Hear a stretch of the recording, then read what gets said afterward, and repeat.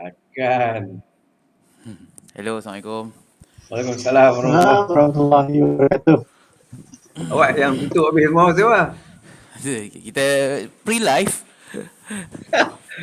Buatlah santai-santai. Orang suka tengok behind the scene, man. Boleh esok kita biar geng ni anak muda buat behind the scene. Apa bukan anak muda? Saya dah tengah-tengah ha. Anak tua. Tua dah. Okey, baik. Assalamualaikum pada yang dah join, pada yang ni boleh share dulu. Kita akan start lah, actually dah pukul 9:06. So actually hari ni tajuk adalah berkaitan dengan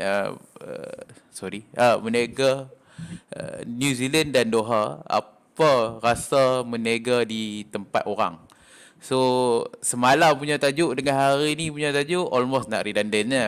Cuma hari ni kita go lagi dalam, lagi deep macam mana orang menega di New Zealand dengan di Doha. Actually saya tak ada. Yang ada kat sini ada Cik Roslan saja. yang menega ada company. Betulnya you kena cari orang lain kat ni, Amirul. Akan banyak yang menega. Ada incoming. Tapi hari ni dah tak ada. Kan semua lockdown. So kalau kata ada yang nak komen di ni ataupun ada apa-apa soalan berkaitan dengan perniagaan di sana, apa peluang yang kita boleh buat kat sana, macam mana culture orang sana berniaga, macam mana mereka treat businessman, legal, whatever, nanti maybe Cik Lam boleh tambah, then baru kita boleh tahu apa peluang kita kat sana. Bukan setakat hanya di Malaysia sajalah, kan, tapi kita boleh expand ke sana. Tak semestinya buka servis ke, maybe boleh hantar produk di sana. Is it still good? Boleh import export. Padahal Malaysia pun ada platform. Cuma ada cabaran-cabaran dan orang kata dugaan yang kita kena lalu lah actually. Okey, Jalan. Ya, okey. Boleh dah abang dekat audience. Apa sejak bila Cik Lan dah start? Cik Lan dalam live yang Cik Lan duk ada dengan kami ni sepanjang dah hari keempat ni. Yeah. Kita Doha, New Zealand. So apa yang special sangat New Zealand pada Cik Lan? Cik Lan dah start lama mana? Kami nak tahu dah berapa lama dah Cik Lan duk dengan New Zealand ni. Boleh story macam tu? Ya, ni habis macam kena londe habis lah. Kan, nak kena cerita habis pula kan. Okey, cerita dia ginilah. Assalamualaikum warahmatullahi wabarakatuh. Pada anak-anak muda yang saya kasihi semua. Pada anak-anak yang tak berapa muda pun saya kasihi juga sebagai brothers in Islam. Dan juga pada sahabat-sahabat non-Muslim, kalau kebetulan you watching this video, that will be very good. I actually bukanlah kata orang yang hebat-hebat sangat. Saya ni Allah actually pick up satu budak kampung yang lulus SPM dia tak seberapa. Allah letak dia kat Christchurch, City of Christchurch, New Zealand. Umur dia lebih kurang 18 tahun, 19 tahun buat sekolah, masuk sekolah dulu. Kan, di sana tak masuk universiti terus pada masa tu, masuk sekolah 2 tahun. Form 6, Form 7 lah. Di sana dia tak panggil apa 6, lower 6, dia panggil Form 6, Form 7. Dia sejarah saya secara ringkas lah. Lepas tu lepas Form 6 baru masuk universiti belajar engineering. And then lepas habis grad saya balik Malaysia, saya kerja kat Malaysia dulu. Kerja macam-macam lah, jadi engineer lah, lepas tu last lah jadi lecturer lah. Jadi lecturer pun dekat dulu panggil ITM sajalah, ITM 5 tahun, dekat UTP, Universiti Teknologi Petronas setahun. Lepas tu saya melompat lah kat kolej-kolej swasta. And then for some reason saya apply nak balik New Zealand balik pasal my wife nak sambung belajar masters kan, pasal dia pun lecturer juga kat ITM dulu. Jadi masa dulu lay lecturer, dia ada masters boleh lecturer. Kemudian kalau nak deep kena ambil PhD lah. Jadi saya saya dah ada masters, tapi my wife nak ambil masters. So dia nak balik kampung dia balik. Jadi saya pun pergilah berangkat ke Christchurch balik. That was just after September 11 tahun 2001 kan. 2001. Saya berangkat ke sana Februari 2002. So bila saya duduk sana, saya mula cari kerja balik lah kan. Cari punya cari. Sebelum cari tu saya ada kawan saya yang duduk di sana lama. Nama dia pun tak bagi saya nak mention, tapi kalau dalam penulisan saya tulis lah. Kan, jadi saya belajar dengan dia sama batch, dia sama umur, different batch. Jadi dia duduk sana, dia buat 2 degree, dia dah habis degree engineering, dia buat satu lagi computer science. Tu cerita dia lah. Jadi saya jumpa dia, sembang pasal investment, masa tu saya teruja lah pasal investment, especially property lah. Jadi saya cuba cari kerja dalam bidang property, sedangkan saya engineering. Saya cari tak jumpa kan, tiba-tiba cari nak jadi real estate agent. Kawan saya kata tak usah jadi real estate agent, kata hang jadi investor lah kata. Okay, saya pun cari kerja lagi, dapatlah kerja company, sekarang tak ada company tu, Canterbury Property Investments Limited. Saya kerja situ, dapat kerja 4 bulan, dapat tawaran jadi lecturer dekat Polytech lah. Dekat sana nak masuk universiti, dia ada masters tak cukup syarat dia jadi lecturer. So saya masuk Polytech dulu, saya buat saya dah ada masters lah masa tu. Saya dapat mengajar kat Polytech. Di Polytech tu lah saya enroll dengan Canterbury balik semua buat PhD. Saya buat PhD juga actually. Tapi PhD saya ni kan, lepas 2 tahun, nak cerita lah saja cerita sono kan. Bukan orang hebat-hebat. Orang tak berapa hebat tapi nak cerita juga buat macam mana. Menyembang. Masa mengajar di Polytech tu, I tengah buat PhD lah ni. Sambil tu mengajar. So PhD is a part time. Ada satu student tu kan, is very good lah design. Saya ajak design kan, computer aided design. Very good at design. So saya ni ajak saya pakai komputer semua kan. Habis ajak, saya pergi jalan tengok student buat macam mana kan. So saya duduk kat belakang, saya sandar kat dinding belakang. Budak-budak ni duduk ni lah, depan saya sikit lah kan. So Mat ni, Malcolm nama dia kan. Saya tengok dia lukis dahsyat sangat. So saya cakap dia, Malcolm kata, hang nak, saya cakap komputer lah, dia cakap Melayu translate lah kan. Hang nak tak kalau kita team up kan, kita pergi Dubai. Saya cakap Dubai pun saya tak tahu kenapa saya sebut Dubai. Mungkin masa tu saya duk perhati opportunity di Middle East lah. Dia pun tengok saya macam tu. Dia gelak macam tu lah kan. Dia kata, aku buat marketing, hang buat design. Kata, kita buat kerja kat sana. Dia pun tak kisahlah. Dia pun gelak-gelak, dia cakap apa benda, saya tak apa ingat dah pun. And then, graduate, dia habis study. Okay. Tahun depan tu, kami memang, saya dengan student ni, mereka tak tahu dengan saya, baik sangat, tak tahu siapa. Ada nombor yang mereka simpan lah, dia ada yang contact lah tu ni. Satu hari tu bulan Februari, tahun berikutnya, dia contact. Saya ingat lupa, tahun 2005 lah tu, 2005 Februari. So dia contact out of the blue, dia pun panggil saya, malu nak cakap, panggil Ross. Ross, you still remember me? I pun cakap, yalah ada nombor kan. Yes, Malcolm, how are you semua kan? Kata, Ross, my boss wants to see you. Your boss wants to see you. Why is that? I don't know. Okey lah, tak apalah, saya cakap kat dia. Kita minum kopi dulu lah. Aku jumpa hang dulu, saya jumpa bos hang. Kan? Jadi kami pun pergi minum kopi dulu. Kan? Hari yang kemudian lah. Jumpa-jumpa, dia pun bawa keluar profil dia kerja company ni lah, apa semua. Dia kata, dia terima kasih lah, dia cikgu dia apa belakang.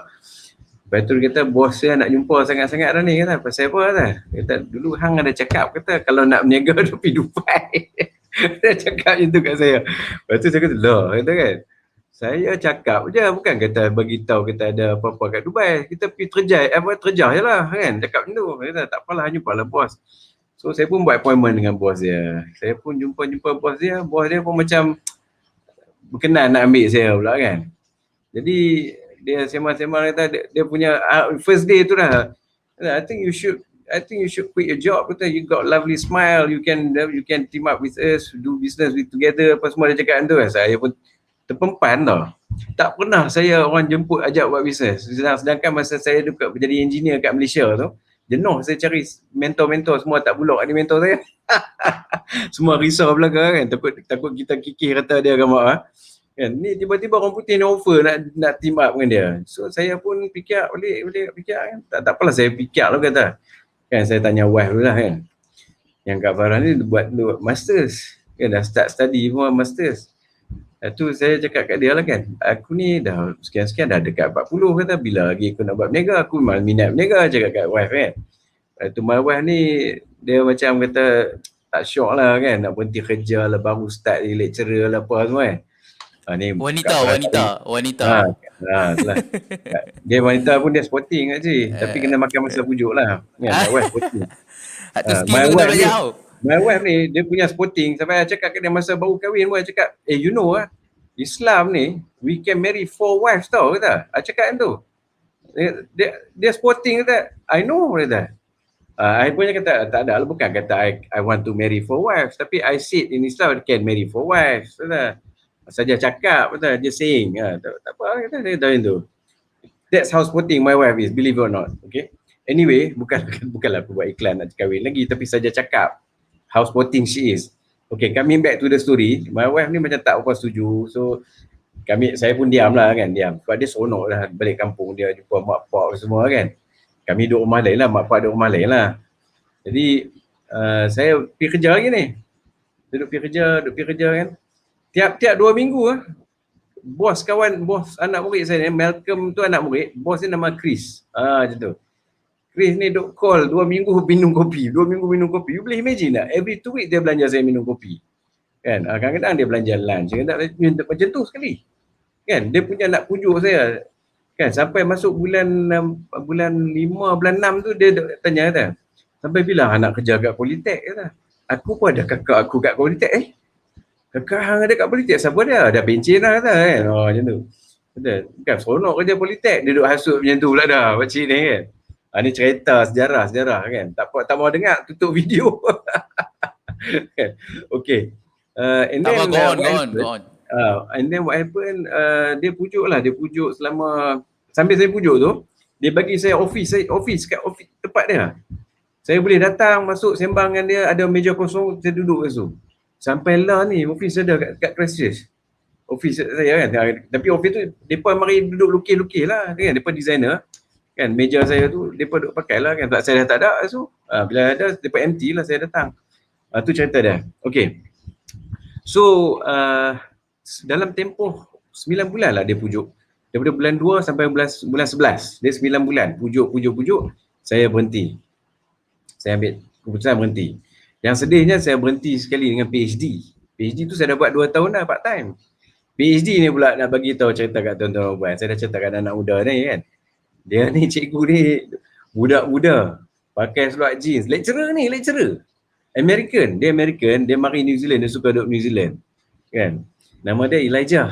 Elijah ni Yahudi lah, memang Yahudi, pure Yahudi kan. Elijah Van Houten.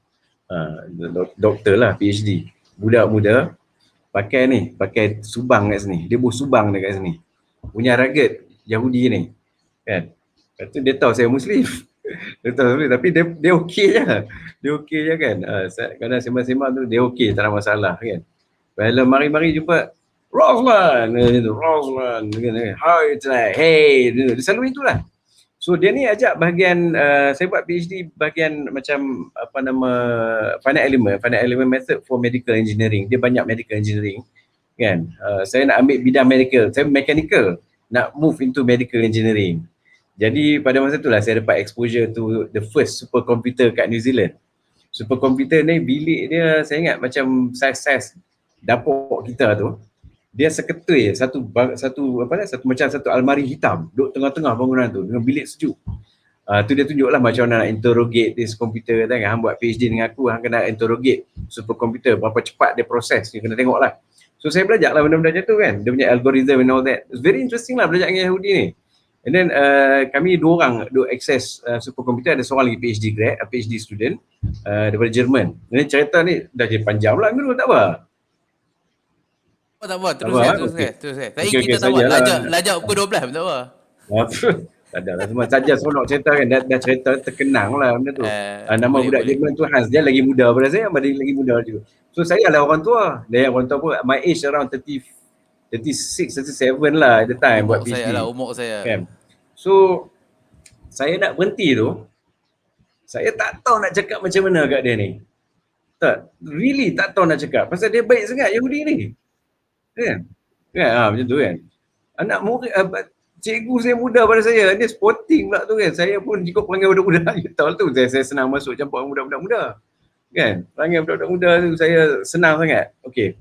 So, at the end of the day, saya letak jawatan Politek dulu, saya angkat phone call kan. Saya angkat phone call, saya nak jumpa dia. Saya jumpa dia kan. Sebab pertama saya jumpa dia kan, saya nak beritahu kata saya nak berhenti study PhD ya. Dia very upset lah. Pasal apa? Gamaknya bukanlah sebab saya kawan baik dia. Saya ingat pasal dia punya terjejas lah, dia punya quota nak dapat PhD students. Kan, saya ingat macam tu lah. So, saya minta maaf semualah kan. Dia macam upset lah sebab dah bagi office dekat apa ni, dekat University of Canterbury tu, saya PhD student ada satu office. Dah bagi office, dah bagi super komputer pun semua. Tiba-tiba nak berhenti. So mau tak mau saya terpaksa angkat kaki lah, tinggalkan University Canterbury. Sayang juga kan, tengah buat PhD 2 years. Kata ada lah something yang kat pangkat ni kan, pangkat PhD ni tak ada lah. Kira PhD berhenti PhD. Lejak berhenti. Anyway, saya join lah Pakcik Chris. So saya pendekkan cerita lah, yang seronok tu tahun tu je lah kan. Lepas start business tu dia macam-macam tak seronok lah kan. So we went to Dubai. That was 2005. We went to Dubai. And we try to do sales lah. Saya ikutlah mentor saya ni, Chris ni. Pergi office ke office, sana sini, jumpa orang ni, jumpa orang tu. All the list of contact tu saya cari dulu.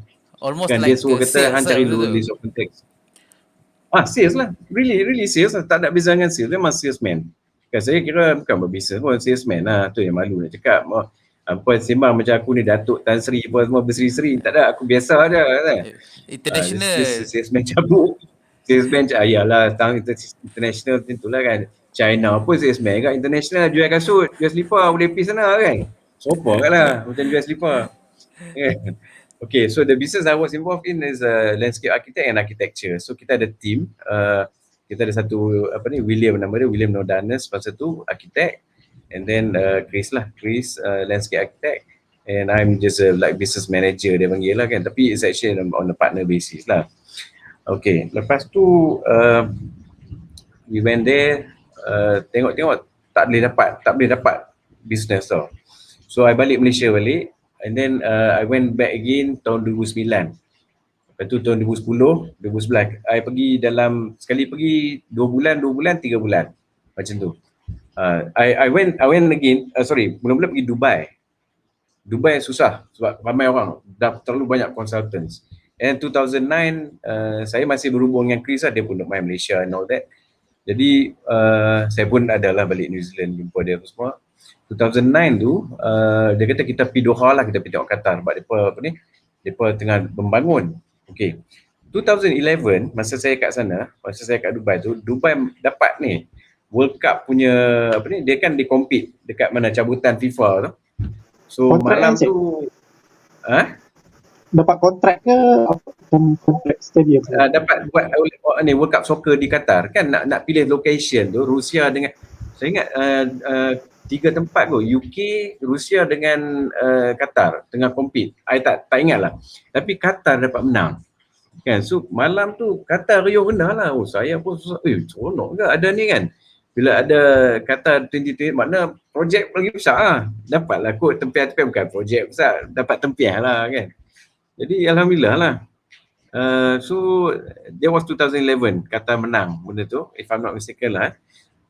Then kita, di situlah kita start macam nak establish the office kat sana. We are very prudent. Chris ni dia ajak saya prudent. Prudent ni maksud dia kami berjimat cermat lah. We don't spend unnecessarily. Tapi cara orang putih don't spend pun, hotel saya semua ada bilik tempat masak, kira hotel puas. Bukan saya bayar. Company bayar. Untuk keselesaan aja, untuk keselesaan. Kan dia nak saya sangat-sangat, tu macam tu lah cara orang kan. Lepas tu saya kata tak jadi bangla je lah duduk sana. Itulah, duduk pun tempat elit lah. Dia ada tempat bangla ada agak, tapi duduk tempat elit lah kan. Itulah. Kalau kat Doha tu itu lah kot.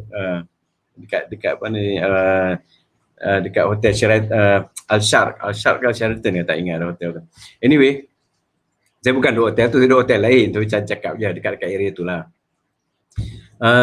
So that's how we started, and then we negotiate to open an office kat sana sebab kita tak start under terus nama company, kita ada joint venture dengan satu company lagi dekat sana lah.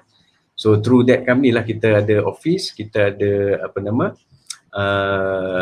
we have a team up in masuk tender. Kita masuk tender. Saya mechanical engineer ni adalah sikit kegunaan dia. Dari segi architecture daripada design, saya boleh faham lah project management, faham lah. Kan, so nak buat jualan tu taklah kata ngong tu. Adalah ilmu sikit kan. So bila pergi sana, we got small jobs lah, small tenders, this and that. And then yang masuk 2022 punya tu, kita dapat satu stadium tapi belah bahagian landscape saja. Landscape portion yang kita design. And kita design pun under sebagai sub consultant. Kita tak dapat yang full consultant because we don't have office fully. Kita punya office bukan fully police group tu. Kita punya office actually under somebody else office. So this is the way yang saya nampak kita boleh buat. So anak muda nak pergi sana, if you've got contacts kan, mula-mula contacts tu you kena contact lah sendiri. You kena cari dalam internet, this and that, and then buat appointment, hantar email, send an email. Email ni yang best dia bukan macam email kat Malaysia. Malaysia kalau hantar email kan, mereka susah nak reply. Sana professional lah kan, kalau hantar email kan, dalam 10 email akan get 8 reply lah, macam tu. Biasanya macam tu lah. So it's very good lah, professional Pak Arab ni pun, belah-belah Qatar ni. So tahun 2011, 2011, so kita dapat tangkap satu tu dekat Al Bait Stadium tu, kita dapat design landscape, alhamdulillah lah. So with minor modification by the consultant. That was hadiah kemenangan terbesar untuk Pak Chris lah. Saya dapat siput ya. Jangan lupa jangan ingat banyak sangat, sikit lah. Tiket ada tiket. Lah. Saya dapat tiket terbang business class lah. Tu je. Tiket bola lah, bukan tiket kapal Lain terbang. lah, cukup makan lah. Kan, alhamdulillah. Oh, tiket bola. Tiket bola tak dapat lah pasal tak pergi sana kan. And then what happened, if you remember, kami tengah sedap-sedap establish kat sana kan. Tahun 2017, I went there kan, kita nak arrange for this yang kita punya job tu lah kan, yang stadium tu. 2017 kacau tau. Saudi potong Qatar. You perasan tak benda tu? Ingat tak? UAE, Saudi, Egypt, Bahrain, potong Qatar. Yang Saudi buka. Saya nak masuk ke semua Qatar tu. dah tak boleh keluar ikut Emirates tau. Dia kena ambil direct. Dia kena ambil Qatar Airways ke Malaysia ataupun dia kena ambil Turki Airline. Turki aja yang boleh accept Qatar. So our business become very hard tau actually. Sebab saya base kat Qatar tapi saya pergi Abu Dhabi. Saya jalan Abu Dhabi side flight dia 1 hour and a half and all that. Saya pergi Dubai, pergi Abu Dhabi, and then pergi Bahrain, macam tu lah kan. Jadi bila kena potong je tu, we thought that this is going to be a problem. Memang problem sebab mula-mula kan tak siapa nak supply makanan. So kami terpaksa tutup lah office tu. 2017 angkat bukui. After that we just communicate dengan partner kita tu. Partner pun dah start rasa kesusahan sebab all the materials of the barangan-barangan stadium tu terkacau tau, terganggu lah kira kan. Nak dipendekkan cerita lagi, kebetulan we actually sempat lah masa kita buat marketing tu kita boleh masuk Saudi and all that. We got a job in Saudi. We got a job, so we now established in Saudi lah pula dekat Riyadh kan. So tahun 2020, just before 2019 I pergi sana kat Riyadh. 2020 I pergi lagi kat Saudi. I pergi belah Jizan. What happened is that yang Qatar ni kita just liaise dengan the current consultant lah. Dengar kata teruk sampai mereka baru buka balik. Last year ke baru buka balik kan. Kita dah penat lah buat benda-benda macam tu kan. So kami fokus belah Saudi lah pula. Tapi masuk Saudi tu lah bila dapatlah something ni lah kan. Tapi dah COVID pula. So duduk lah kat rumah pula kan. Rasa padan muka duduk berjalan kan, duduk kat rumah kan. Alhamdulillah lah macam tu lah cerita dia. So all this while Allah bagi hikmah kat saya tu kan. Macam the journey ni is tak sangka-sangka lah. Journey is tak sangka-sangka. Yang paling penting bagi saya ialah kita istiqamah dengan Tuhan lah. Kan, trust Allah in whatever we do. We trust Allah yang bagi rezeki lah, not Datuk Seri. If you believe that Datuk Seri give you rezeki, sakit tau. You kena kipas dia, you kena layan dia, you kena bagi dia tu ni semua kan. Saya nasib baik Allah tak bagi jalan tu, Allah bagi jalan mentor orang putih terus. Kan, belajar dengan orang putih macam mana buat bisnes and all that. Alhamdulillah tahun tu. Jadi saya ni kan nak bagi tahu kat you, before that I was a miskin student lah kan, miskin student, masakin lah kira, dapat scholarship and all that. Jadi saya feel kan, why don't I start my own academy kan. This is why I started my academy tahun 2008, to train the young people to understand macam mana run business, to understand investment, you know, that kind of thing. So I feel teruja lah macam tu. That's my, I cakap semalam macam cerita semalam, I nak jadi macam Muhammad Ali. Apa yang saya pelajari ni, saya nak share pada anak-anak muda, especially anak-anak muda miskin yang tak nampak jalan keluar, yang rasa susah, yang rasa terperangkap dengan hutang, yang rasa macam ni. Anak-anak muda orang kaya-kaya, go, you know, you go, just keep going. You don't need me lah, you ada cable already what, kan? Yang mana yang susah-susah ni kan, yang rasa macam maybe I can help, you know, I'm willing to talk, yes, and I don't charge anything. This is what I keep saying, benda ni bukan pasal apa, I nak cari group of young people to understand that dalam dunia ni Allah dah plan kita punya rezeki. Actually betul. Itu sebab kita susah nak understand. Sorry Amirul, cerita ni Dah hilang. Okay, actually kita sambung, saya bagi tahu pada Cik Lan. Actually apa yang Cik Lan, dia ada internet bandwidth dia tu. So actually kalau apa yang Cik Lan cerita tadi, dia ada sebut bila kita hantar email ke developer, ke company. Cik Lan. dia terputih ya. Sorry saya ada celah tadi. So saya pun pernah hantar surat ke company developer di Dubai dengan Doha actually, dan memang depa reply. Ada yang reply by hard copy, ada yang reply bila kita hantar email. Bila saya hantar email, selalunya saya akan follow up dengan satu hard copy lah. So ada yang reply dengan email, ada yang reply dengan hard copy. So dia memang macam Cik Lan cakap, dia akan reply dan dia akan request kita punya, orang kata apa, current status office kita kat sana, which is kita registered dengan siapa, maybe ada badan profesional sana. Kalau lawyer, maybe lawyer lah belah sana. Then kalau you masuk untuk construction development, then you ada registered tak dengan sana punya development punya body. Yang tu dia hantar kat kita balik, dia akan tanya, then kalau kita boleh provide, then okay.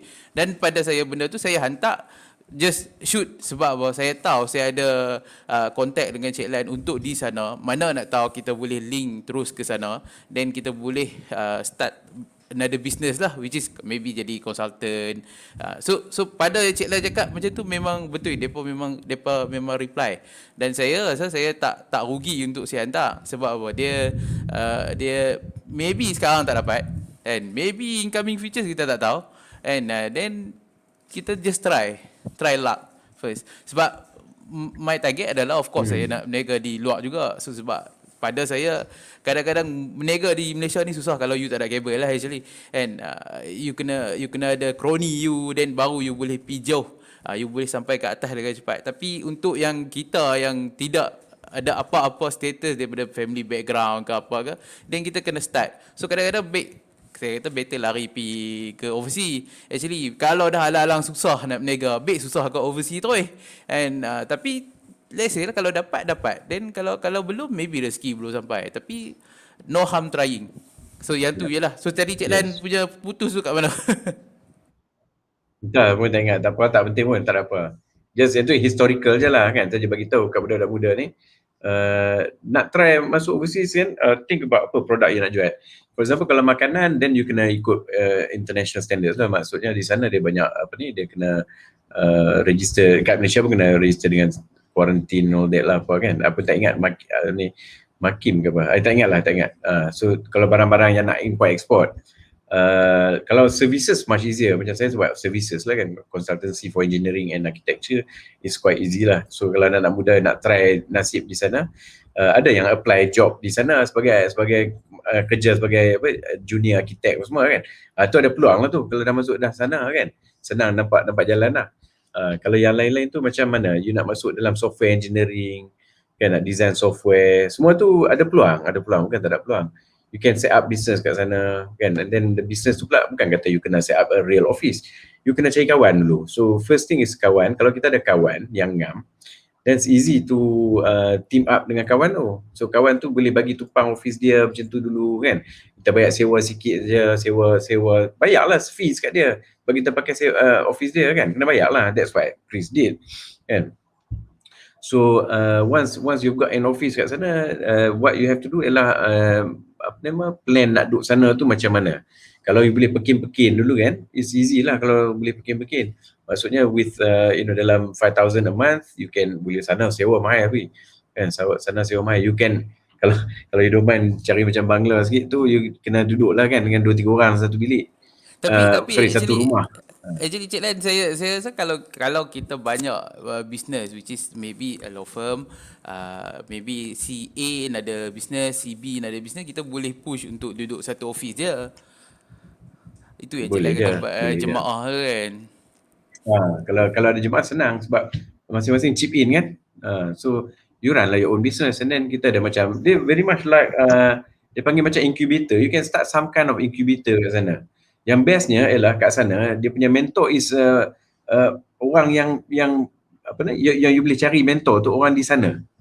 You know, dia akan depends lah how you bawa diri you kan. Kalau you jenis bawa, dia pun tak suka dia orang mengampu. Arab ni dia tak suka ampu sangat lah kan. Dia straightforward. Dia tak tahu tengok macam Arab ni lebih professional lah. Kadang-kadang tengok dia tak macam Melayu sangat lah kan. Melayu ni kadang takut pada di sana kan. Takut ni nampak orang muda ni kan, ni nak kata aku tang mana ni, dia macam tu. Hati dia mungkin macam tu kan. Dia tak berapa nak cerita. Ini pengalaman bukan saya kata semua Melayu. Ada Melayu yang baik-baik kan, yang mungkin saya tak kesempatan jumpa. Ada saya pernah jumpa lah Melayu baik-baik businessman ni kan. Jadi soalan ya jawab. Saya nak tanya culture meniaga di sana macam mana? Di New Zealand ke Doha ke? Maksudnya macam mana tu? Culture berniaga tu maksudnya macam mana? Macam mana? Yalah meeting dengan orang yang foreigner. Macam mana dia dengan kita meeting tu, adakah dia very straightforward? Kalau nak maki, dia maki you punya plan, idiot lah whatever ke? Okay. Depends Kalau misalan bagi saya tengok maki ni Malaysia lebih kuat maki lah. Kan? Di sana dia tak maki macam bloody hell semua tu, tak ada lah kan. Dia cuma yang bloody hell yang ni jenis project site. Kalau you kerja site engineering kan, ada yang tu. Tapi usually macam jumpa macam project manager Mak Saleh semua very nice lah. Tak adalah kata ni kan. Very professional. Bila conduct meeting, saya masuk dalam meeting apa kan, dia very professional lah. Tak adalah maki-maki rakyat lain. Saya tengok macam tu lah. Dia layan Filipino pun baik kan. Very international lah. Saya rasa budaya sana sebab dia dekat dengan Europe tau. Arab ni dia senang pergi Europe, dia datang ke Malaysia. Malaysia pula susah nak pergi ke Arab kecuali buat haji dengan umrah. Tu je. Dia pergi sana, dia pergi ke umrah, dia pergi Jeddah pergi Mekah, lepas tu balik kan. So there's no exposure of the real Arab world. For example, the UAE is different, Qatar is different. Qatar pembawakan dia very high class lah. Tengok Qatar dengan UAE, tengok Qatar lagi high class lah. Pasal dia pun memang mewah sebab dia punya raja bagi kat rakyat dia, semua rakyat dia 500,000 kan. Dia pun ada dividen macam Petronas tu, semua rakyat dapat dividen. Seronok ada. Kita Petronas kekah depa aja kan. Mari orang ni kekah, mari orang tu kekah kan. Petronas bayar kat anak dia. Anak dia berhutang, dia bagi duit Petronas kat anak dia macam tu. Patutnya bagilah kat rakyat Malaysia sebab itu hak Malaysia. Di sini yang orang Arab tentang tu dia hebat lah. Kan, macam di Saudi Arabia pun sama, dia ada minyak, rakyat dia dapat banyak macam kemewahan. Kahwin dia kerajaan tanggung kan, nak sampai dengar kata 60,000 lah bagi kan. Wah, kahwin tanggung, kena kahwin orang sana macam ni. Kita galakkan kahwin. Tapi dia tak bagi rasanya. Ya, mungkin information saya ni orang lain kata mungkin lain, saya tak tahu, tapi yang saya tahu through my information from my friend macam tu lah. You see, they are so wealthy that depa ni boleh bagi. Tapi macam Saudi ni depa ada problem sikit. Bila senang sangat dapat dividen, orang tak apa nak kerja. Budak-budak muda tak apa nak kerja. Ni isu dia kat Saudi lah kan.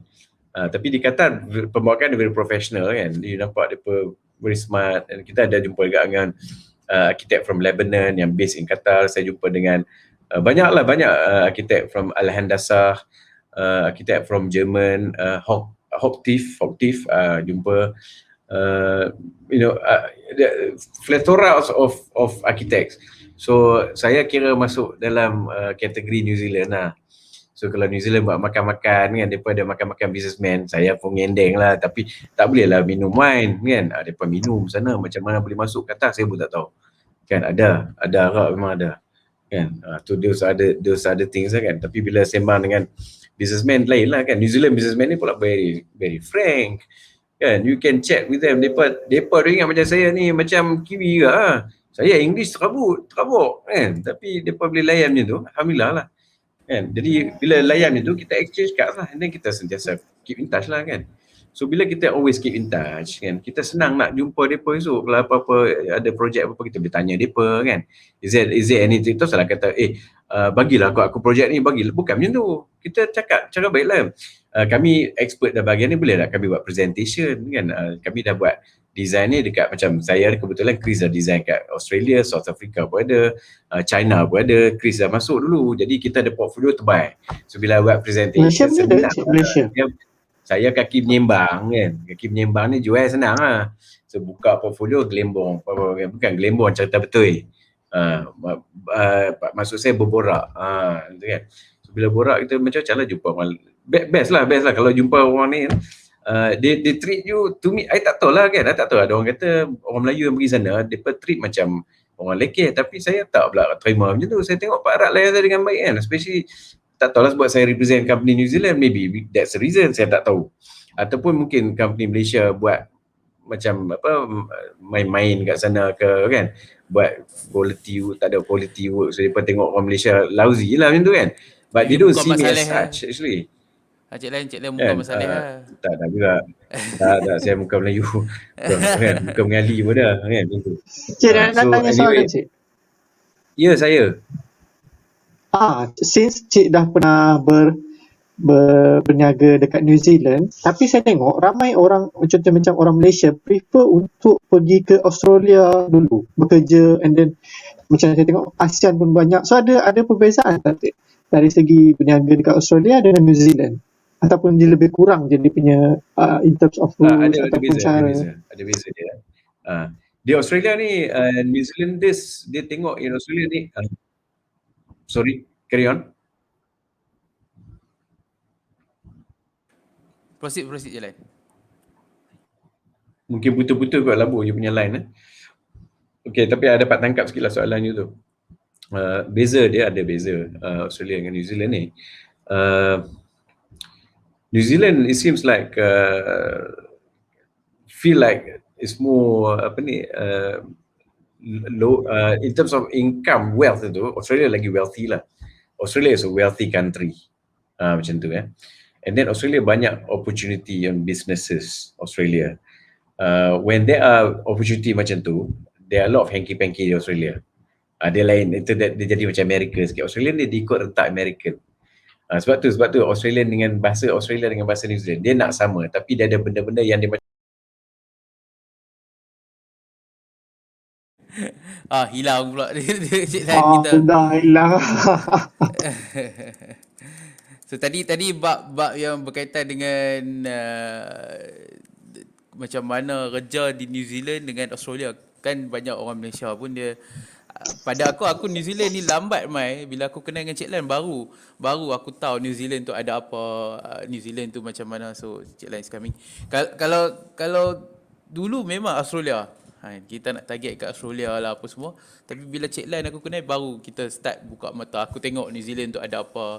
Dan culture tu kita pun tak tahu sebab kita tak biasa pergi. Dan Cik Lain bila story, Cik Lain cerita macam mana berniaga, dan rasa better New Zealand lah. So tadi Cik Lain sembang pasal salary. Compare Australia New Zealand tu yang labu punya pertanyaan. Sorry, punya line ni macam dekat Ipoh ni macam tak apa nak ngam lah labu. You pun ni juga betul-betul Hujan New Zealand. Ipoh ni Ipoh punya line ni tak tahu lah kan. Macam tu cerita dia. Anyway, as I said, I prefer macam mana pun I prefer New Zealand because dia punya standard of pembawakan dia punya bangsa Kiwis ni kan. I'm talking about Kiwis ni, maksud dia Pākehās and Maoris lah. They're both carrying with pride. Maknanya the bangsa tu ada pride of the nation. Kan sebab tu dia, yalah, I don't know how to say this lah, but saya kira sekolah kat sana, budak-budak di sana kan, kira sekolah menengah saya kat situ jugalah. Jadi saya nampaklah dia punya budaya tu deep kan. And then kebetulan pula saya punya foster family, saya ada foster family orang putih, duduk dengan orang putih dulu. Lepas tu kahwin dengan orang putih lah kan. And then jadi so all the culture depa tu saya nampak sangat lah kan. Very professional. You cannot kutuk orang, you tak boleh cakap celaka lah Cina ni, tak boleh cakap tu. You cakap macam tu kan, memang kena sound. Kalau misalnya bersembang-sembang antara depa kan, depa tak boleh cakap benda tu is actually illegal. Tu saja begitu. Tu mana ada freedom of speech kan. Jadi orang Malaysia kena tahu apa ingat apa boleh kutuk sultan all that, come on lah. That's not true. You jangan nak impi lah there's freedom of speech. Sorry, I digress. Come back to the story. Come back to the story. Yeah. Takutlah jawab part lain. Ada lagi topik-topik di hari lain boleh cover balik benda tu. Tak ada apalah, malah nak cerita politik tapi geram tau. Geram dengan saya geram dengan orang pendidikan Malaysia ni kan. Dia macam kolot sangat tau. Dia macam tak mau upgrade dia punya thinking tau. Kita suka hentam orang, suka marah orang. Cuba jadi profesional bangsa yang Islam dia, kita bangga dengan Islam. Orang yang bangga dengan Islam ni dia tak kutuk orang selalu. Itu yang Mak Saleh buat. Mak Saleh ni dia susah nak kata. Dia tak ada cakap macam, kecuali lah saya masa budak-budak dulu memang saya kerja buruh kasar ni. Masa student kan saya kerja dalam warehouse kan dengan kawan-kawan ni kan. Kawan-kawan tu bukan kawan saya dalam umur dalam belasan atau 20, 21. Depa ni umur 40, 30, 40 kan, depa merokok lah apa semua. Depa dia macam tu memang F sajalah depa tu kan. So kalau kita bercampur macam tu kita pun jadi macam tu lah kan. Saja cakap lah. Tapi I'm talking about at the professional level, at the engineers level ni very professional lah. So fun lah to be with them. And I really enjoy lah compared to dengan bincang dengan orang Melayu. Ada juga saya binting kat sini jumpa dengan orang Melayu. Tapi orang Melayu dia rasa macam dia tinggi tau. They feel like they're better than you, Ini pengalaman saya. Mungkin saya rasa inferiority complex. Kan? Jadi saya macam rasa tak selesa kan. Kita nak sembang lebih-lebih pun tak berapa nak minat nak sembang kan. Macam aku nak cepat, aku dah busy lah kan. Depa sana tak ada. If you make an appointment kan, depa bagi the time fully to you. Kan? Sama Doha pun sama, sini New Zealand pun sama. So something that I really enjoy lah working overseas sebenarnya. So because sesuai dengan jiwa saya. Saya suka hormat orang hormat saya. Di Malaysia saya tengok orang susah sikit lah nak hormat each other, especially orang kaya nak hormat orang datang tetamu tu, dia anggap tetamu tu nak something daripada dia. Sebab apa dia jadi macam tu? Saya boleh explain. Sebab cara dia dapat kekayaan tu macam mana. Itu saja kan. Kadang-kadang saya jadi satu habit dekat Malaysia dengan masa saya baru nak start business dulu kan, tahun 2008 tu ya. Saya bawa business card ni kan, saya tengok Mat keluar dari Mercedes kan, saya bagi business card cik kan. Kan macam mana cik boleh jadi successful kan, boleh dia apa mampu tak cerita dia tengok itu. Street marketing tu. Dia tengok reflect saya itulah kata kan, tapi tak apalah, cerita tu saja cerita side track lah kan. But anyway, Cik Lan. Okey, tahu. Tak apa, tanyalah. Nak tanya sikit. Apa tadi kita cerita mostly benda-benda yang quite good, yang happy. Ada disadvantage tak? New Zealand, terutamanya masa isu yang Masjid An-Nur tu, maybe sebelum tu benda tu maybe dah keep orang kata apa, duk geram, then tragedi tu jadi pada masa tu. Maybe Cik Lan bisa tengok benda tu jadi masa Cik Lan dekat sana, then macam mana benda macam tu? Discriminate. Okay. Masa kejadian tu saya tak ada kat sana tuan. Saya actually dekat Malaysia. Tuan pasal apa pula dah? Saya panggil tuan pula kadang kan. Dekat orang Malaysia macam tu lah, kena panggil tuan. Saya tuan hamba aja tu. Meluat nanti. Okay. Saja tersasul panggil tuan. Okay, anyway, masa kejadian di masjid tu, saya bukan kat situ. Saya kat Malaysia. Yalah kira tak tahu lah rezeki takdir saya kat Malaysia kan. Nak jawab pasal kejadian saya tak boleh cerita lah kan. Yang ada kawan saya. So kawan saya tu kami ada group Canterbury dalam WhatsApp. So dia update live lah. Dia cakap aku kena cari tempat menyorok ni lah. Macam tu kita pun suspend. Live masa tembak tu. Ada dalam WhatsApp. Kan. So saya tahulah Allah Akbar, ya Allah kalau aku kat situ kan. Saya dah terbayang sebab saya ada favorite spot dalam masjid tu. Masjid tu saja cerita kan, pada ni, tempat masjid tu dulu kandang kuda, kami duk pergi belajar bahasa Arab dalam kandang kuda tu. Tak ada lagi tempat masjid tu. Okey. Kandang kuda tu ada ustaz nama dia Abdul Hadi, Mak Saleh ustaz. Kami ni masa sekolah tu Ustaz Hadi ni kan, dia mari bawa pick up truck dia, kami duduk belakang penuh, kami 4 orang student Melayu 4 orang kan, seorang duduk depan, 3 orang duduk dalam, goncang-goncang pergi masjid, yalah tempat tu dah jadi masjid temporary sebelum kita buat masjid betul kat tapak tu. Lepas tu baru dapat funding from Saudi, dia buat tapak tu kami main basketball dulu sementara nak bangunan kan, tempat saya main basketball lah kan, sampai jadi dinding apa semua tu. Jadi masa kejadian tu saya tak tahu lah, cuma through the friends lah. I think you all know that story, I don't need to repeat lah kan. So apa jawapannya? Jawapannya apa soalannya? Discriminate. Ada isu-isu discriminate macam sekarang tu? Sekarang ni ada, dah ada. I ingat pasal cerita dia masa saya pergi sana tahun 2003 ke apa kan. Real estate agent pun dah bagi tahu dah, Chinese yang datang sana dia tunjuk kemewahan. Dia kata Kiwis tak macam tu, dia kata. Tapi now you can see depa duk ingat, saya tak tahu English, saya tak tahu macam mana, depa duk ingat saya macam Kiwi kan. Jadi bila cakap tu depa cerita luahkan ni lah, luah cerita dia lah kan, sambil-sambil bawa saya tengok property. Dia kata lah ni Kiwis pun dah berani dah tunjuk kemewahan, dia kata, sebab Asian saja duk tunjuk kemewahan, dia kata. Dia dah start jadi macam tu lah, ada element of racism sikit dah kan. So dia tak racist pada orang Islam sangat. Dia tak ada macam Australia ya kan. Kat New Zealand ni susah cari macam tu lah pada ketika itu. I'm talking about tahun 2003, 2004, 2005 tu lah kan.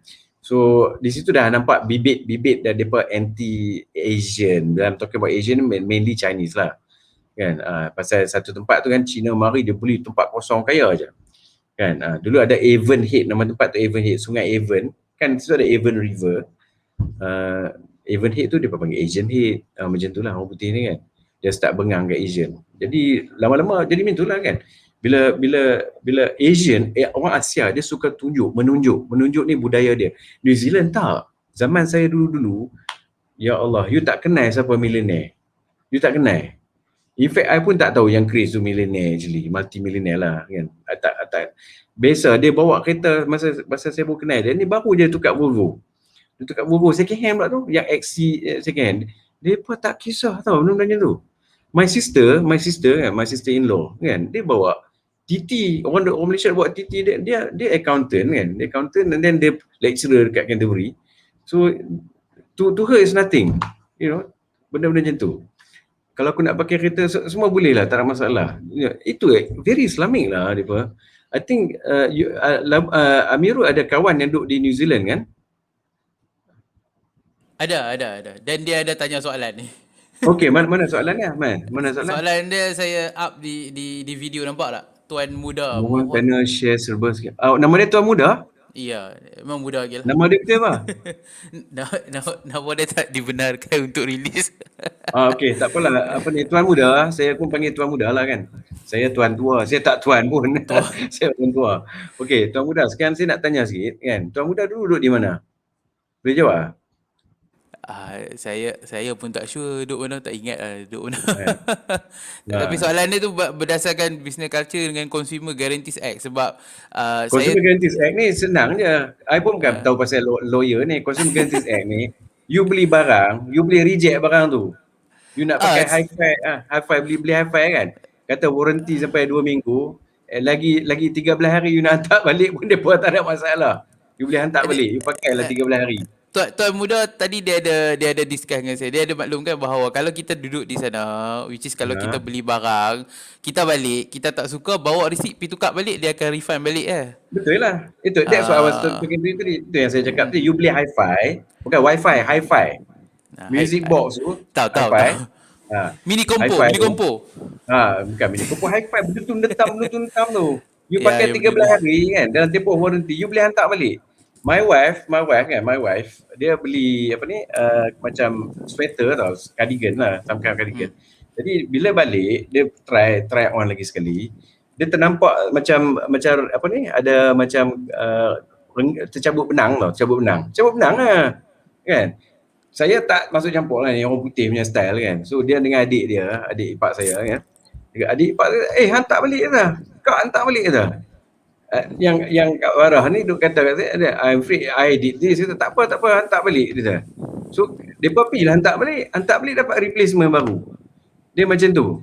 Jadi bila Kak Farah ni mari kat Malaysia, saya pun kena entertain lah juga kan. Kak Farah kan, contoh kan, dia buka pack oat, satu oat tu, dia tengok oat tu kan, tak berjenis tau.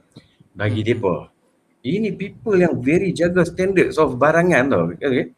Dia boleh contact pembuat oat tu. I'm talking about oat yang macam ni, yang masuk TV oat tu apa? Yang oat apa brand? Lupa dah. Topio ya, Topio. Captain Oat. Oh. Hantar balik, Kak Farah hantar balik. Jumpa orang tu Cina tu bagi balik. Replace. Ini budaya orang putih. Saya cakap kat you. Saya kena pening kepala. Saya punya fikiran lah kepala. Orang Melayu biasa style lah. Alah, dia tak payahlah pulang balik. Satu lagi kan. Betul. Itu dia punya high integrity, dia punya high bangga, dia punya high status. Tadi orang yang civilized. Bukan apa, malas lagi nak depa satu tak jawab phone. Lepas tu lagi kita nak contact email lah apa semua lambat. Lepas tu lagi nak buat tribunal slow. Tapi betul. Tapi my wife dia punya cara explain to me that we have to educate the Malaysian. Saya malu. Kan? Baru ni ada ubat mak saya beli ubat. Kak Farah tolong belikan lah kan. Beli mak saya duduk dengan saya. Kak Farah tolong beli. Dah beli ubat tu kan. When she receive the ubat, tengok dia punya brand dia lain sikit je. Macam ada lain lah. I tak belilah benda-benda itu kan. Hantar balik, minta replacement. Kalau tak minta refund balik duit. So this is the to me lah high culture, high civilization. Saya masih level Melayu yang hidup macam orang susah lah kan. You know, orang susah macam mana, hidup dia macam tu lah kan. Saya boleh terima lah apa-apa saja benda-benda macam ni kan. Tapi depa expectation is high expectation. So when I work kat New Zealand, I have to give the best. I have to work super hard to give the best. And I tak pernah lah I buat kerja cincai-cincai. I don't think so I ever did cincai-cincai. You know, and then sebab apa tau, kalau kita mengajak, saya try sikit lagi ya. Mengajak itself, okay, is a profession yang sentiasa dipantau oleh anak murid. Anak murid ni dia boleh report dekat kerajaan dia. In fact ada satu program, kalau tuan muda pernah tengok lah kan kat sana, tak tahu where you stay, tapi ada satu program Wellington. Wellington. Dekat Wellington. Okay. Kalau tuan muda pernah tengok program nama Fairgo. Fairgo ni dah lama dah. Fairgo ni kan dia tolong pengguna-pengguna dapatkan dia punya rights. Sebab tu dia punya persatuan pengguna dia very good. Betul tak? Ini ciri-ciri orang yang high civilization lah bagi saya kan. It comes from Quran. Pendidikan tu datang dari Quran. Kebersihan daripada Quran. Langgar traffic light, Quran ajak jangan langgar traffic light. Betul? Quran ajak jangan langgar traffic light. Betul tak? Aku tanya ni, hampa boleh jawab? Hampa tiba traffic light merah betul tak? Ikut peraturan. Jawab. Macam mana kita nak ada high civilization? Signal tak bagi. You pergi kat New Zealand tak, signal tak bagi. Saya pernah sekali masa tu kan, ada pernah bagi signal, lampu signal rosak, tak menyala. Polis stop saya. Dia bertanya, engineer, saya tanya, kerja apa? Dia tanya kan. Dia tanya kan, kerja apa? Saya cakap student lah, malu kan. Student lah. Dia pun ada student tua-tua kan. Jadi dia kata, oi, hang cari student bidang apa? Engineering tu. Hang cari hang buat bidang engineering apa? Polis tanya. Saya mechanical tak, hampir cari electrical engineering punya student tolong repair. Kena juga berdebuk kertas tu. Nampak tak? Sini kalau polis nak buat duit, dah cakap kat you tunggu tepi traffic light lah. Tak payah duduk teropong-teropong tu. Hang tunggu tepi traffic light, berapa banyak boleh tangkap orang, betul tak? Kalau. Okey, terima. Dan tadi tuan muda bagi tahu lah dia duduk di Wellington. So gambar dia tu pun gambar yang dia punya profile tu adalah di New Zealand juga. Hutt Valley dia kata. Oh, New Zealand lah. Dekat mana? Hutt Valley. Hutt Valley tu pernah duduk sana, Hutt Valley. Bukan banyak Malaysia ke duduk sana, dia duduk sana, Cik Lan duduk sana. Tak, Hutt Valley tu Masa saya student dulu ada apa ni embassy ni Malaysian Embassy ni duduk kat Patut situ. pun. So sebenarnya tu atau adik ipar saya pun duduk kat situ juga kat Havili tu. Hmm. Pun tak ingat dah nama jalan kan. Okey, Cik Lan. Uh, Kalau tadi kita duk cerita pasal bisnes kat sana macam mana. Tapi Cik Lan rasa kalau kita ada orang yang sama ada muda ke ataupun dia dah senior ke whatever, macam mana berniaga apa kalau sesuai tak tahulah di New Zealand ke Doha ke. Simple Cik je Lan rasa? bagi saya masa student pun saya buat dengan Kak Farah. Kak Farah pun student dekat masters. Masa saya dah kerja kat New Zealand tu, Kak Farah student masters. So kami buka online business, kami buka booksvillage.co.nz. Kami jual buku online. Sambil-sambil saya ada masa tu saya pergi cari buku-buku kan, saya dapatkan supply, saya jual online. Itu simple je, basic business. Banyak benda yang you boleh repair komputer, you boleh petik buah kan, buat packaging buah kan. You pergi jumpa orang buah tu kalau nak buat bisnes lah kan, you bagi tahu kat dia saya boleh tolong packingkan you punya buah-buah. Business you can make small business saja, tapi pasal dia punya bayaran tinggi kan, you can make money tapi kena bayar tax lah. Malaysia tak bayar tax pun kan, tapi kat sana kena bayar tax lah. Petik buah betul je lah, petik buah. So banyak opportunity lah, bukan kita tak ada opportunity. Cuma nak bekerja kurang sikit. Kalau pulang mencari pekerjaan agak susah sebab dia pilih first dia pilih yang high end lah, professionals first. Macam engineer ke dia akan ambil lah. Petik buah tu ikut nasib lah. Kalau nasib memang musim dia ni kan, selalunya dia ambil employ students kan. Student dia dah boleh ambil buat petik buah lah. Jadi dia jarang nak employ. Australia mungkin boleh ambil orang kan. Tapi yang saya tahu sembelih lembu banyak peluang. Tapi sekarang ni saya tak dengar orang Malaysia pergi dah kat New Zealand buat sembelih lembu. Ada yang kawan-kawan yang sembelih lembu yang menetap kat sana pun dah menetap kat sana pun dah. Actually kalau kita nak berniaga apa kat sana pun boleh ke Apa saja boleh, tak ada masalah. Cuma you have to be professional lah bila you nak berniaga kan. You nak masuk macam mana, PR tu macam mana. You nak masuk tu dulu under apa, visit visa ke, itu dah cerita visa pula kan. How do you nak ambil business visa macam mana. So you kena cari jalan lah. Kahwin orang sana lah, senang je. Boleh je, try lah kan. Cari lah. Kita belajar daripada Sifu. Cik Lan tu tengok. Kau baru komen ke? Tak mak saya. Okey. Satu dunia tengok ni mak. Dunia tengok ni. I tak peduli lah cakap. I love my mother. I don't care what you think. Okay, apa dia? Cepat. Sebelum ni saya pernah dengar yang macam dekat Australia, New Zealand, dia cakap dekat situ better kerja makan gaji daripada buat bisnes. So dekat Malaysia patut tak kita ikut cara tu? Berbanding tak? Itu very yang good question. Very good question. That's a very good question. Actually kan, pendapatan makan gaji di sana agak besar. Tapi ada orang bagi tahu pendapatan makan gaji kat New Zealand tak besar. Saya tak tahu apa maksud tak besar. Compared to Australia kan, of course lah, Australian currency dia lebih sikit dari New Zealand. Kan tak banyak beza tapi lebih sikit lah. And gaji di sana dia bayar lebih sikit, lebih lagi daripada kalau macam for example macam software engineer kan, you can get around 30,000 a month kan. Kalau dekat Australia mungkin lebih lagi, that kind of thing lah. Jadi benda-benda macam tu, you know kan, New Zealand is high end in terms of engineering and software engineering you tahu kan. Macam kita ada AI, one of the high class AI in the world is in Auckland. And then kita ada macam saya cakap, saya Kiwi pula lah kan. New Zealand ada Jade software development. Jade dia ada bahasa dia sendiri, you ada C++, sana ada JADE pun ada good name. So New Zealand is actually a place where banyak benda-benda macam tu lah di-develop.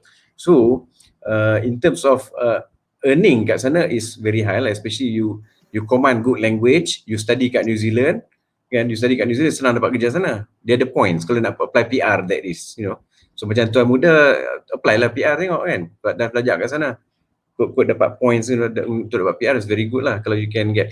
I wish that you could join me and have a chat with me actually tuan muda, sebab saya ni bukanlah Datuk Seri yang you nak segan kan.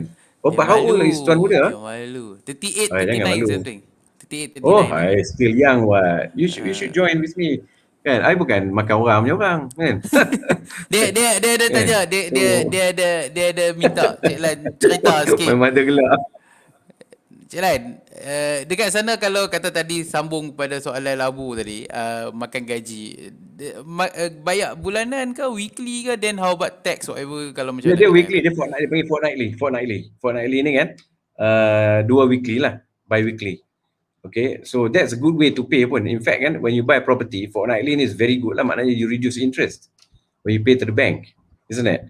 So that's an advantage of bayar fortnightly. Satu lagi, bila bayar fortnightly, dia seolah-olah you dapat gaji you macam 12, hampir 13 bulan untuk setahun. Lebih sebulan ni. Yes, that's an advantage of macam tu punya sistem lah. Apa lagi ya? Apa lagi ya tak pandai nak ni lah. Dia kena, saya suka orang bertanya-tanya. Oh, soalan Itu tadi. dari segi gaji lah. Gaji macam mana nak cerita gaji? Tengoklah gaji doktor tinggi lah kan. Gaji tak tahu macam mana. The range of, Ada e-filing apa semua ke macam LHDN sini lah. ada cukai sana very efficient. Cukai nak tak boleh lari. Kan? Very efficient. I think dia tak ada pelepasan cukai untuk low end, tak tahulah. I tak tahulah low end macam mana. Yang saya tahu saya, dia mesti kena bayar cukai. Dia mesti kena potong cukai, if I'm mistaken. Dia ada GST juga. Kan? You know, interesting tadi, coming back to kenapa cukai dia tinggi tau. Satu, dia social welfare country. Dia ada bagi macam dole. Sistem dole ni apa kat Malaysia panggil, itu nama ni lah, slang word is dole. Dia macam, I tak ingat lah, dia bagi untuk orang tak bekerja, dia akan dapat bantuan. Tapi dia ada syarat-syarat dia. Jadi because of that, tax dia tinggi. And tadi kita boleh pulang barang kan, pulang baju kat para pulang baju kan. So because of that, harga baju satu jadi mahal. Sebab dia nak jadi insurance kepada coverage pada orang yang reject. You faham tak? You follow me? Faham. So jadi maknanya di sana, walaupun dapat income tinggi, tapi the cost of living pun tinggi. Harga makanan tinggi. Sewa pun mahal, rental. Ubat-ubatan tinggi, sewa memang mahal. Sekarang tengah mahal sewa. Sekarang ni dengar macam dah ada yang homeless lah sekarang ni. Which surprise me. Masa saya student dulu, yang homeless tu dia pilih sendiri. Kan? Nak jadi homeless. Yes. Sekarang ni nampak macam tu dah ada, nampak dalam labor department, labor party pun dah start fight for income gap ni, nak bagi reduce. Malaysia, sorry lah. I don't think benda macam ni people fight for it lah. Kalau kata buka bisnes saja, adakah orang kata isu earthquake tu akan effect kat bisnes saja lah? That's life lah. That's a risk kan. Syukurlah noh ada Okay, apa lagi? Soalan 20 lah ni. Labu ada soalan kata dah wrap up lah ni. Tadi nak tanya pasal yang tadi culture di sana, mostly orang Boleh akan rehat galakkan. Ini letih sikit lah. Mana soalannya? Labu. Ada tak? Okey tak? Okey, cakap. Soalan tadi, macam dekat Australia, New Zealand, dia macam menggalakkan orang bekerja. Kalau dekat Malaysia macam mana, Cik? Tak dapat tangkap Labu. Cuba Labu type kot soalan boleh?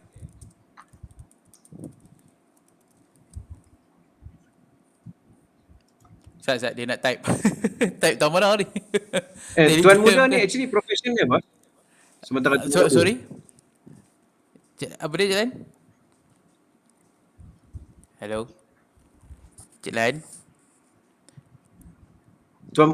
Sementara tunggu Labu type lah. Tuan muda profession dia apa? Boleh tahu? Lawyer jugalah, lawyer. Sekarang lawyer lah, practicing. Tuan muda, dia punya profession dia apa? Lawyer. Oh, lawyer. Jadi kalau lawyer saya tak boleh nak explain, saya tak pandai pasal bab law ni kan. Terima kasih ya Cik Syakinah, Cik Puan Syakinah. Apa Cik Lan, ni soalan Labu ni tadi, berbaloi tak kerja makan gaji sama macam di Australia, New Zealand dan untuk kerja di Malaysia? Di Malaysia tak berbaloi kerja makan gaji. Di New Zealand berbaloi makan gaji sebab gaji tinggi. Simple je. So kalau kat New Zealand tak nak buat bisnes pun tak apa, orang goyang kaki pun dapat gaji besar. Kalau kat Malaysia kan, nak harap dapat gaji, toke-toke Cina bukan nak bagi gaji yang besar kan apa. Kan? Dia bagi kat orang Cina dulu dapat gaji besar. Hampa kena tahu benda tu, aku kerja dengan Cina kat dulu kan. So kita tahu, we know but our colleague belajar dekat college TAR saja. Kita belajar Canterbury, gaji kita rendah daripada dia. Apa mangkuk macam tu kan. That's Malaysia for you. So you kena sedar lah. Jadi buat apa kita nak makan gaji dengan orang macam tu? Baik kita buat bisnes di Malaysia. Cik Lan, Tuan Muda dia maklumkan dulu dia buat PhD kat sana 5 tahun. Masya Allah, doktor tuan muda lah macam tu. Uh, Hebat tu. Apply lah permanent residence. dia malu Boleh nak hantar anak you study ke sana pakai local fees. Kalau you saya apply hambat PR. dah saya hambat dah suruh dia pergi duduk sana actually. Duduk sana sekali pun tak apa. Bagi banyak orang Islam kat sana. Jangan duduk sana duduk tak tahu. Duduk sana dakwah pada orang putih. Kena dakwah orang putih ni baik. Suruh mereka masuk Islam. Duduk sana jangan duduk saja buat high sendiri, tak bagus. You know, try your best to jadi pendakwah. Sebab apa? Nanti kalau you tak bercampur dengan orang, kan you jadi tak dekat sana I'm frust satu Melayu punya perangai. Dia buat masjid Melayu. Betul tak tuan muda? Ya. Betul. Betul, dia tak mau bercampur dengan Arab. Dia tak mau campur dengan Pakistan, India. Dia tengok orang Pakistan, India ni dia macam lower class bagi orang Melayu lah. Sorry to say, that's where I live before. I know lah kan macam mana. So, you know, you have to be, kalau pergi kat luar negeri, you kena otak luar negeri lah, jangan otak kampung macam Malaysia. I cakap ni bukan, I cakap as a friend, you know. Untuk tuan muda, you ada PhD, so you should know better. And then you PhD from Victoria pula kan, kalau Wellington. Betul tak? So something yang you should be proud of lah. So try to be there and then dakwah. Bercampur lah dengan mereka. Saya punya dakwah, saya cakap kat you, sampai pub pun saya masuk. Saya masuk pub. Tak, bukan kata ni, dia minumlah arak, hampa jangan minum arak. Betul. Kan? Sampai tu sembang lah, masuk pub pasal apa? Ada rugby big screen tu dalam pub. All Blacks. Saya pasal tu sokong salah. Saya Salah tu Wallabies. Wallabies lah. Salah tim kena maki tu. Kan, saja cerita. But this is the story lah. You know, bila kita berdakwah dengan orang kan, janganlah kata hang minum wine depan aku tu salah. Tak, dosa macam tu. Kan biar pergi kat depa nak minum wine. Kita sembang lah cara kita kan. Kita sembang apa. Depa tak tahu Islam. Tak, depa dia ingat Islam macam tu. Jadi masa Masjid Nur kena attack tu kan, it's an opportunity for orang Islam mendakwah kat depa. Tengok orang perempuan pakai tudung masa tu, ingat tak? Kan? Ingat. So it's an opportunity. Tapi ramai orang pergi sana kan, dia buat hal depa sendiri je. Dia tak ada nak pergi bercampur dengan orang, panggil orang makan barbecue. Kami dulu masa dekat student kat sana dulu, kami panggil orang putih datang. Kami buat open show dekat Masjid An-Nur tu. Kami panggil Palestinian Day. Kami pergi buat iklan dekat Canterbury University, lecturer pun datang apa semua kan. You know, we have to have the dakwah activities kat sana. Jangan duduk je makan gaji, memang gaji besar kan, tapi macam tu lah cerita. Kena buat dakwah. Okay. Tuan muda, am I answering your question or not? Sorry. Am I answering your question or not, tuan muda? Cik Lan, kalau saya tengok. Cik Lan, kalau kata ada orang muda nak expand business ke sana, boleh contact dengan Cik Lan?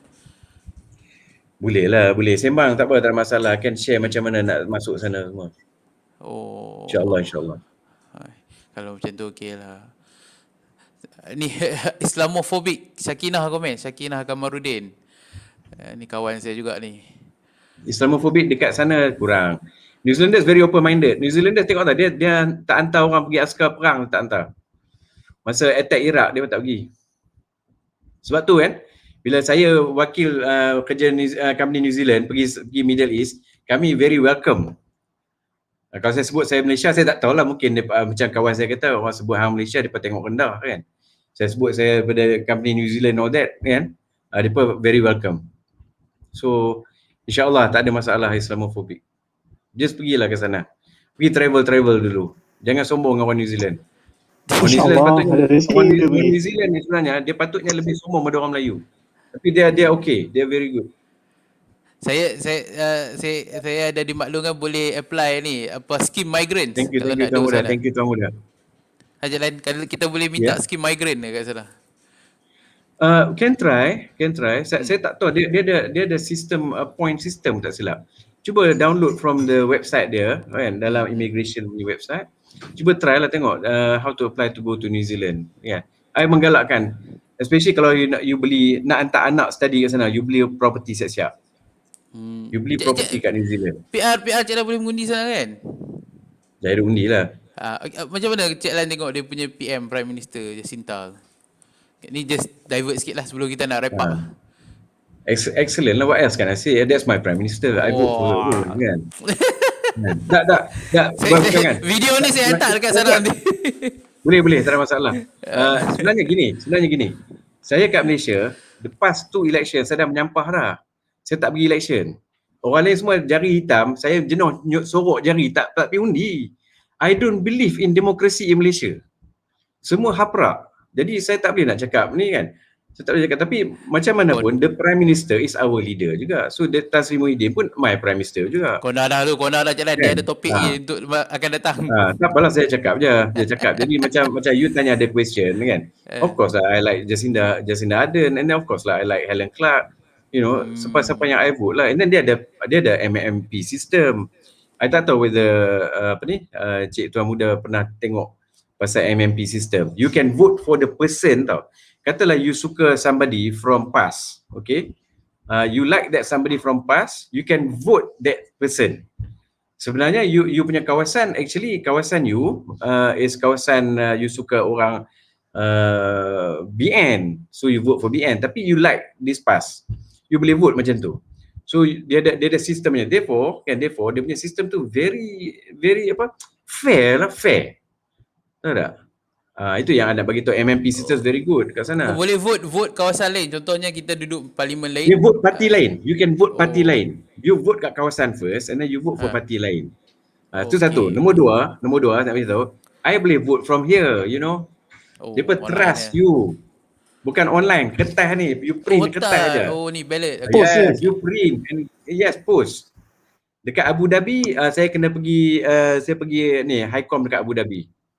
Daripada Qatar saya fly ke Abu Dhabi nak undi ni, nak undi New Zealand, saya sanggup fly from saya dengan wife lah, from Doha ke Abu Dhabi, and then pergi ke Highcom of New Zealand kat Abu Dhabi untuk mengundi, nak help the New Zealand people to make right decision kan. Kat Malaysia macam mana? Okey, dah habis dah cukup. Habis kita dah. Okay, terima kasih banyak. Ni. Okey, sebelum kita nak ni, kalau bab politik tu nanti ada topik lain. So hampa semua yang audience boleh tunggu hari-hari yang lain, kita boleh drill, insya-Allah ada panel yang lain kita bawa mai, insya-Allah 8 bulan 6 pun ada orang lain. Esok adalah tim DLM, Durian Halali Marketing, kena duduk dan promote dia punya infak tracker, apa yang depa buat, apa yang best infak tracker, dan saya sendiri orang duk tanya kenapa start diet whatever, dan esok saya akan bagi tahu dan saya story tu part last lah. So besok adalah labu dengan tim dia. So Kak Cik Lan nak join, kita bantai apa, kita bantai lah kan. Okay, insyaAllah. Terima kasih banyak Cik Amirul. Tuan Muda, Puan Syakina, terima kasih banyak. Really appreciate your questions. I appreciate your time for watching. Saya sangat-sangat menghargai masa tuan-tuan dan puan. Bukan senang lah, masa Friday night nak tengok benda macam ni, rather than be spending your time with your family. Really appreciate that time. InsyaAllah kita sama-sama mendapat ilmu, dan mudah-mudahan kita sama-sama doa dijauhi daripada penyakit COVID-19 insyaAllah ya tuan-tuan dan puan. Thank you so much. Jazakallah khair. Assalamualaikum warahmatullahi wabarakatuh. Mudah-mudahan pergi New Zealand.